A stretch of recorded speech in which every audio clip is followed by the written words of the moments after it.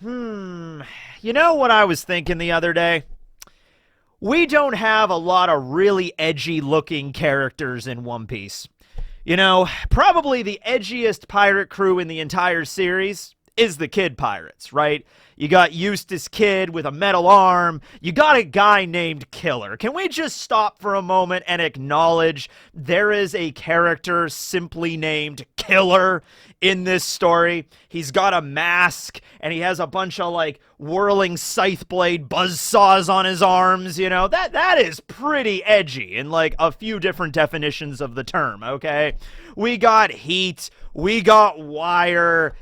Kid's crew really is edgy. But, beyond him, the Straw Hats aren't that edgy. Probably the edgiest character in the Straw Hat crew is Zoro, and that's just because he uses swords. Maybe Brook. Brook can be a little edgy too, I suppose, right? Okay. Robin could get a little edgy. Okay, but you know what? I want a character in this story that's really edgy. I want a character in this story that dresses in all in black, like the Grim Reaper, and he's got metal arms, kind of like you just take like every single member of the Kid Pirates and roll them together into one character. Oh, there we go. There we go. I want to throw some skulls on there too. Yeah, that was one of my favorite comments from the SBS video. There was a comment that was just like, Hanafuda just looks like every Kid Pirate rolled into one. And it's like, you know what? You're right. You're absolutely right. I don't know if that was the original design that Oda was going for, but that's how he ended up. I mean, look, he's got Killer's scythe. He's got Kid's arms. I'm pretty sure there's a guy kind of like the robe that Wire wears. Wire is the really tall guy with the devil horns. He even kind of has the horns, and he carries like a pitchfork and stuff. He has this giant, it's a Kusari Gama. It's that like modified farm implement that, farmers back in the day would take their tools and change them into weapons to fight against the samurai and stuff. Farmers became the ninjas of Japan, you know what I mean? So you got a Kusari Gama tied to a chain with a giant iron ball on the end of it, right? You got like a skull on his belt, cool mask. His shoulder pads kind of go out like sort of like a pagoda roof kind of thing. On his right leg, you can kind of see like I don't know what they're intended to be if we're ever gonna see him in the anime, but I always thought because his name was Hanafuda and Hanafuda is a Japanese card game. Well, it's not just a card game; it's the set of cards, and there's a bunch of card games you could play with it. But I always thought that like those little squares on his leg are actually like Hanafuda cards, or like supposed to be, like because of his namesake or something like that. Yeah, he's got a really cool belt, got some straps around his chest. I'm not sure what the straps are for. He's got a poofy hat, so there you go. That is the warlord that got killed by Ace. Well, maybe not killed by Ace. He might still be around. In fact, you might be looking at the man marked by flames right here. And is it any coincidence, ladies and gentlemen, that Eustace Kid knows who the man marked by flames is? He knew the rumors, maybe because he designed his entire crew's aesthetic based on this guy, right? Because we don't know how long this guy was a warlord for. We know that 4 years ago, Ace fought him, and it was after that fight that he got kicked out of the warlords. I imagine it's a situation very similar to Crocodile. Crocodile was not killed by Luffy, but after his defeat, the government really couldn't cover it up or anything like that, and he was defeated in battle by a pirate, and he's like, okay, well, we got to kick Crocodile out of the warlords, throw him in jail, and then eventually Blackbeard took his spot. Also, after Marineford, Moria was also kicked out in the same way. So, we don't know how long he was a warlord, but just a little bit of a recap really quick for the original 7 warlords that were the 7 that when the story started, because there were warlords before that. Hanafuda is an example of one. But we know a few. We know actually quite a few. We know Boa Hancock became a warlord 13 years ago. So she, as of the abolishment of the system, was a warlord for the longest time, which is kind of ironic because she's actually like the youngest member, but she became became a warlord like right after she turned 18, right after she became an empress of Amazon Lily. So that was 13 years ago. We know that Jinbei became a warlord 11 years ago after the whole dealings with the, after the whole thing with Otahime and Fisher Tiger, and then eventually the dealings with the world government, and then that's how Jinbei became a warlord there, and also for the arrangement of the freeing of Arlong from Impel Down, right? Dofi became a warlord 10 years ago. Kuma became a warlord 4 years ago after the defeat of Hanafuda. We do not know when Mihawk became a warlord, and we do not know when Crocodile became a warlord. We know that 13 years ago, Crocodile had that dealing with Whitebeard that ended up in the paper. We see that during Law and Corazone's backstory, but unfortunately, we don't know if he became a warlord like right after that or when that happened. Moria was already a warlord 12 years ago when Hogback went into Moria's camp, and like Moria recruited Hogback, to make the marionettes and everything. That was 12 years ago, and he was already a warlord at that point. Did he just become a warlord, or was he a warlord for a little while before that? We don't really know, okay? But yeah. So the only real story we know about this is from Saturn. Saturn was explaining this to Kuma and Vegapunk when Vegapunk was trying to cure Bonnie's sapphire scales and everything like that, and Vegapunk was just kind of going to do it, and all Kuma had to do was basically just not become a mindless zombie robot, just have some experiments done and draw some blood, and there was going to be the pacifistas designed after Kuma. But Vegapunk did not plan on Kuma becoming a pacifista. Like, that wasn't the original idea, okay? But Saturn was like, oh, no, we're not doing this for free. You're going to become a pacifista. Your mind is going to be erased. Also, you're going to become a warlord because a previous warlord was defeated by this upstart pirate named Porcus D. Ace. So he was defeated, and so we need a new guy. You know what I mean? Okay, so that's how Kuma became a warlord. Okay, great. Fantastic. Okay, now, couple of things here. Let's just talk about the man marked by flames things. Oh, by the way, before we get into that, shout out to Jarks, who is the artist that not only drew Hanafuda here, but also Toritoma or Tritoma in the last video I did. Go check out their Twitter. Does a lot of really good artwork for the newer characters that are revealed in One Piece and the SBS and everything like that, so I'll leave their links down below. So, yeah, man marked by flames situation. Okay, well, it was mentioned by Blackbeard's crew that, because when they met Aokiji, after Aokiji fought against Akainu, and they're like, oh, we're looking for the man marked by flames. He sails in a black ship very mysteriously, and then, whirlpools always appear around the ship. And so Aokiji had a joke where he's like, man marked by flames, that's me, because, Akainu. And they're like, nah, you got those scars recently. This guy's been around for a while. Okay, now they don't say how long he's been around, but I would say 4 years, because that's when he was defeated by Ace. Like, Hanafuda gets really burned badly by Ace, manages to escape, doesn't die, kind of like Crocodile, doesn't get sent to Impel Down because we didn't see him there or anything like that. Oh my god, if Hanafuda turns out to be one of the level 6 prisoners. Like, by the way, the whole time there was this guy named Hanafuda. He was in a jail cell. We just never saw him. He got freed though, and now he's out in the world. Like, if they do that again, like it happened with Bullet, it happened with Burndy. We even got in the flashback, not the flashback, in the SBS, we even learned about Spondine allying with former prisoners of level 6. And it's like, we keep doing that, right? Oh, no. I'm assuming Hanafuda got away. He escaped. Kind of like Moria kind of did there at Marineford, where he got stripped of his title, but Absalom helped him get away, right? So Hanafuda escapes. He heals, but he's still covered in scars from Ace. And, yeah, very much. I mean, he might have had, he was a warlord. He might have had one of the poneglyphs. He might have had the Last Road poneglyph, or he might at least know where it is. He had connections, clearly, right? We've seen a lot of the warlords are part of, like, some duplicitous thing in the background. Like, it was happening with Doflamingo. It was happening with Crocodile. I guess there's the only two, because Jinbei was kind of up on the up and up. Moria was just lazy. Mihawk was just like, I'm going to do whatever I feel like. It was kind of, Boa was not really duplicitous. Boa was just like, I don't really care about my title. I'm just going to stay on my island and do whatever I want, right? And then Kuma was a good soul.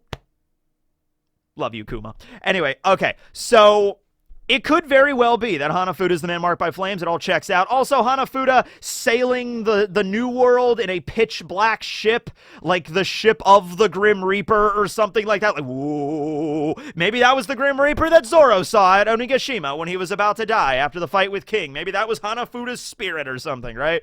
Well, actually, that's a good transition, because there is a lot of parallels between Hanafuda and Kaido. So much so that it's probably not a coincidence, because if it is a coincidence, that really just shows that Oda doesn't have any original ideas, because it's like the whole idea with Kaido was he's a big tough guy that's gonna gather a bunch of zone users, and the Toby Roper are all ancient zone users, and the Calamities are all ancient zone users, and he has an army of zone users. And then you have Hanafuda, who's a big, tough guy. We actually did get his height. He is 514 centimeters tall. He's over 5 meters, 16 foot, 10 inches. That's roughly comparable to the size of Katakuri. So he was a big guy that gathered a bunch of ancient zone users. In fact, his title, his epithet was the King of the Lizards, or this sounds so badass in Japanese. Are you ready for this? Okay. Tokage no O. Say it with me, ladies and gentlemen. Tokage no O. You gotta really, because it's king, it's O. Yeah, you really gotta. Tokage no O. Yes, all right. So that was Hanafuda, right? So there's a lot of comparisons here. A lot of comparisons, right? So I don't think these characters are entirely separate. I think Hanafuda. Also, Hanafuda, he's named after a card set, or card games, okay? Same thing with Kaido and his crew, right? And Doflamingo, by the way, remember, Doflamingo was also a warlord, and his top echelon, the officers of the Doflamingo family, were also positioned after suits of cards. And that was like Diamante, Treble, Pika, and then, well, I guess it was Virgo, and then it was Roshinate, and then it was supposed to be Law, and, it just didn't work out, right? Okay, and then Virgo died. Right. So that was card themed, and Doflamingo was also producing the smiles, and he was heavily involved with Kaido. And then kind of the same thing with Hanafuda. It really makes sense. Also, Doflamingo was involved in the underworld. Hanafuda probably was as well. And Kaido, being as strong as he was, he outranks Warlord. I mean, Warlord status is pretty impressive. Yonko status is even higher, right? So Kaido was probably working alongside not only Doflamingo for the smile production, but he was also working with Hanafuda to get his hands on probably some really nice ancient zones. There's also, well, maybe not necessarily like he was getting ancient zones from Hanafuda directly, but it's very possible, and a lot of people think this, and it makes really a lot of sense. It even ties back into Ulti and Page One's backstory a little bit here. When Hanafuda was defeated, he probably had, since he collects ancient zones, he has a lot of crew. Now, not every warlord has a huge crew. Mihawk doesn't have a crew at all. Mihawk is just one dude that's a warlord, right? Boa has the Kuja pirates. Kuma went in mainly alone as well. Crocodile had Baroque Works. Jinbei had the Sun Pirates. Moria had all of the zombies on Thriller Bark, and Doflamingo had his crew, the Doflamingo family, right? But some of the warlords, they go in alone. Others have big crews, right? And as long as they ally with the warlord, then it's okay by the government, okay? Like when Law made an alliance with Luffy, that was not allowed because, it's not that Luffy was working under Law as a warlord, it was that they were on the same keel, and then the government was like, okay, you can't ally with pirates as, like, even, okay? So, So I'm assuming Hanafuda, while he was collecting ancient zones, had a bunch of pirate crews working under him. Sasaki might have been one. I don't think they were all, like, Who's Who was doing his own thing. Like, Who's Who was like a Cypher Pole 9 agent, and then he was defeated by Shanks, and then he was imprisoned by the government, and then he escaped. So I think Who's Who was doing his own thing. But Sasaki, very likely, he could have had, the Sasaki pirates. We already knew that. But then the Sasaki pirates might have been working under Hanafuda, or maybe Sasaki got his Triceratops zone from Hanafuda. Like, that could have been a thing. Like, Sasaki might have been Hanafuda's, like, right-hand man or something like that, right? And then, you know, Drake had his own story that was going on with Drake. I think Black Maria was always a member of the Beast Pirates, you know, with her, because her ancient zone is a little different as well. It's not a lizard. It's a Rosamagalia gravagelli, which is like a super ancient. It's from the Triassic period. I think actually Black Maria's ancient zone is the most ancient zone out of all of them, and I think the most recent one is Who's Who with his saber-toothed cat. So at any rate, yeah, I think Black Maria was always a member of the Beast Pirates. Who's Who was doing his own thing. X Drake or DS Drake was doing his own thing. But when it came to Sasaki and Page One and Ulti, probably had connections to Hanafuda, because in SBS 100, it was revealed that Page One and Ulti were actually orphaned. Their dad was a pirate that died, and then Kaido took them in. Now, this creates a bunch of... There's a couple of hurdles you gotta jump through here. Not as many with the Toritoma being Luffy's mom thing, but there's a couple of hurdles. Number one, I think it was directly stated that Hanafuda, in this case, would have been dead. Okay, so he's not the man marked by flames. He's not going to show up again, which does also kind of make sense, because finding out a lot about this guy in an SBS, like, Oda had a whole design for this guy, and here it is, and I'm just revealing this in an SBS, seems kind of like...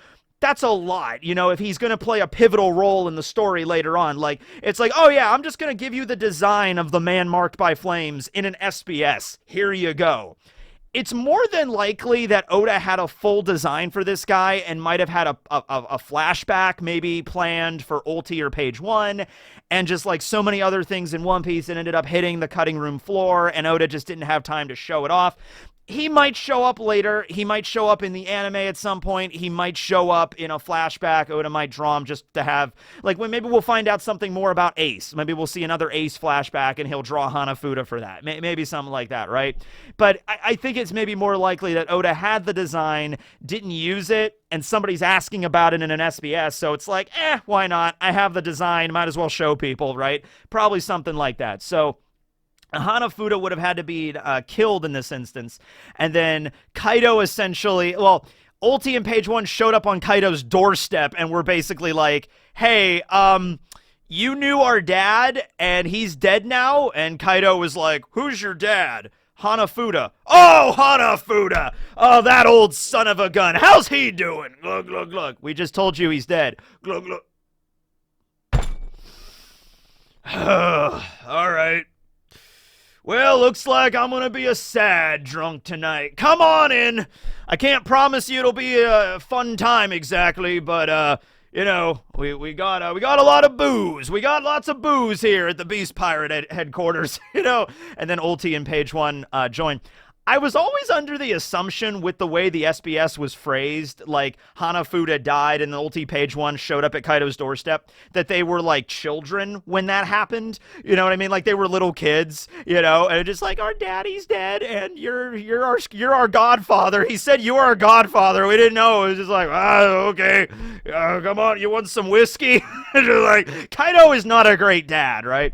And then it was also mentioned that one day Ulti snuck into the room where all of the zones were kept, and then she stole the Pachycephalosaurus zone and the Spinosaur zone, and that's how Page One and Ulti got the fruits. And I'm sure they were punished maybe for that, but their strength, they proved that they were able to use the fruits impeccably, and they were made members of the headliners and eventually the Toby Roppo. Okay, so that's the story. So I always assumed they were little kids that got the powers, but then again, if their dad was killed and then they were like alone on the Grand Line, that would have been kind of difficult to make it to Onigashima, to make it to Wano.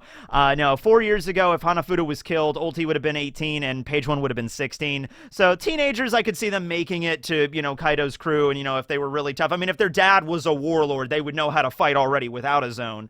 Yeah, and also it's possible that, yeah, Kaido might have inherited, like, if Hanafuda really was working with Kaido and they were all, like, war buddies or something like that, maybe Hanafuda had a will, and he's like, I bequeath all of my, I bequeath my title of Tokage no O and all of my ancient zones and my kids to Kaido of the Beast. He'll take good care of all of them, right? Okay, so maybe that's the idea there with Hanafuda, right? But man, dude, this guy, I want to see the fight between this guy and Ace. All right, because this is the kind of like no nonsense looking dude, right? Like we have some goofy looking characters in One Piece, like we do, right? Moria is really goofy. He's like a giant onion human, right? Even Doflamingo a little bit. You know, Doflamingo's this really imposing, like straight up evil character, but he walks around wearing a feathered boa all the time. You know, that's a little bit goofy, all right? But then we have this son of a bitch. No, we got this guy, all right? So how do you think the fight went down, right? So a little bit of context here. So Ace left Fuchsia Village 5 years before the current storyline. That's including the time skip. So 5 years ago, Ace was 17. He leaves Fuchsia Village. He meets Mass Deuce on Sixus, as seen in the Ace light novels. And then they create the Spade Pirates, and they go out to sea. They recruit a bunch of people, like Skull and everybody. They create the Spade Pirates, right? Now, remember, just like how Luffy accomplished a lot in less than a year, Ace was kind of the same thing. Like, Luffy went from a no-name pirate in the East Blue to defeating Alvida and Buggy and Dong Krieg and Arlong and Crocodile and Eneru. Luffy punched out God, all right? Gecko Moria, all the way up to Sabaody, right? And that was like 300 million. Oh, Rob Lucci, that was another guy. That was another guy Luffy beat up there. But he got a 300 million bounty. This all happened in less than a year. Kind of the same thing with Ace. Ace was making really big waves there, okay? He eventually makes it to the New World. In fact, I don't even think Ace had to do a 2-year time skip thing. I think Ace was just moving along. They got to Sabaody, they got their ship code, and it's like, yeah, we're ready to go. Let's just go. Ace was strong, all right? He had a bounty of 550 million. Granted, that was when he was part of the Whitebeard Pirates, but still, a pretty impressive bounty. So he goes into the New World, has some adventures there. When they go to Wano, like they made it all the way to Wano, they weren't members of Whitebeard's crew yet. Okay? So I want you to keep that in mind. Like, there was no 2-year time skip for Ace's crew. He made it all the way from Dawn Island through Sabaody into the New World, all the way to Wano with his original pirate crew. And it was sometime after that they fight Hanafuda, I suppose. Because this was all 4 years ago still. This was all within about a year since he left Fuchsia, or a little bit over a year, I guess. Shortly after that, he encounters Hanafuda, defeats Hanafuda, fights Jinbei, then that's when Whitebeard shows up, and he joins Whitebeard's crew. Crazy that Ace accomplished that much, but I mean, he is pretty strong. It's just not his story, right? Ace could not defeat Kaido because Kaido was like out of town at that moment, right? And also it is questionable, like, would Ace have been able to defeat Kaido at that point with just his crew? It would have been tough. It would have been pretty tough, and I don't think he might have been able to do that. But what if afterwards, after meeting Yamato and everything, what if Ace was like, because Ace didn't mention anything to Yamato about Hanafuda. So what if Ace went and defeated Hanafuda after he runs into, like, Tama, after he leaves Wano? He's like, all right, well, I can't defeat Kaido exactly, but I can at least try to, like, cripple his operation. Kind of the same plan that Law had. Law's plan was, like, we're not going to directly deal with Kaido. Like, the plan was, we're going to piss off Kaido by ruining the operation and have Kaido, like, defeat Doflamingo, right? You know, like, that was kind of the original plan. And I guess after that, well, wait a minute. Yeah, I guess because Law's beef was originally with Doflamingo, but I guess he eventually was like, well, since we reckon we've come this far, might as well defeat Kaido too, right? So what if it was something like that, where Ace was like, hey, there's this guy named Hanafuda, he works with Kaido, he's a warlord, he might be easier to defeat. Okay, so he goes and beats Hanafuda, lights him on fire, big epic battle. I mean, this was a manga, anime, shonen battle to the death. I mean, this was epic as hell, I'm sure. Ace is going, this is like Shaolin showdown, like, just like a lot of screaming, a lot of punching. Hanafuda takes out that giant steel ball, that iron ball Kusarigama thing. He's throwing it at Ace. Hanafuda probably had an ancient zone himself. Maybe he was the one that could turn into the Tyrannosaurus Rex. We never saw the T-Rex. Maybe Hanafuda was the T-Rex, okay? So he turns into the T-Rex or the Gigantosaurus or something like that. And attacks Ace, and Ace is like, he uses Daienkai. Maybe he uses his finishing move he used on Blackbeard. He uses the, Flame Emperor, Great Flame Emperor, Daienkai! And then, like, that's Spirit Bomb of Flame, and that's how he defeated Hanafuda, right? That's that's how he killed him, if that's how it went down, right? Dude, that would have been epic, right? Big epic final battle. And then shortly after that, he runs into Jinbei. He fights Jinbei for like a week, and then they both pass out, and then that's when Whitebeard shows up. And, you know, Ace wanted to go back to Wano a few times, but for various reasons now, you know, Whitebeard was like, well, we can't do that because that's like, you know, two Yonkos dealing with each other. The civilians might get caught in the crossfire. That's going to be a battle. That's going to be a war if we go back and fight against Kaido, right? So, but Ace was an officer in Whitebeard's crew at that point. Whitebeard was his captain, so he listened to Whitebeard's word above all. He really respected the man, so... There's the story there. But anyway, yeah. That is the legend of Tokage no O. Are we going to learn more about him as we go? Probably. But for right now, that's all we got. So thanks to Oda for revealing that in SBS. Thanks to Jarks for the awesome artwork of Hanafuda. And let me know down below how you feel about the character. Pretty cool stuff. And we're not even done with the SBS lore yet. I'm going to make a video now about Fujitora coming up next, because Fujitora is probably from Wano, because he has the Saijo Awa's monograde sword, so we're going to talk about that next. All right. But anyway, yeah, thanks for watching, everybody. Tekking and Barry signing out. End screen.